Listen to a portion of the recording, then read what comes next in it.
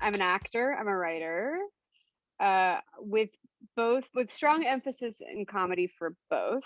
I started off in improv for a number of years, so that sort of was my gateway in, and then I kind of fell into clowning, which is more of a physical comedy kind of style, not so much balloon animals and big shoes, but more of like a physical expression of comedy. And in writing, I find that to be my emphasis as well. And I'm really interested in the intersection of comedy and tragedy because I think they live right on the same, they're just two sides of the same coin. And I am allergic to pollen and dogs and cats and dust mites, and I hate broccoli.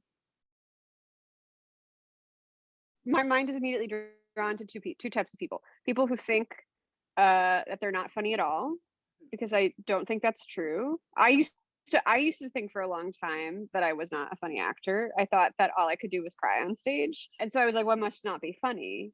But turns out that I am. It's just taken me a long time to figure that out and a lot of training and work in comedy, sort of trial by fire, gentle fire, like a loving fire, but like by fire. And then I also think people who think they're hilarious should come to this class, because I think a really important part about comedy is learning to listen to the audience. And I think that's a skill that's useful across all sort of genres and disciplines, because the great and awful thing about comedy is that you don't get to decide what's funny, the audience does.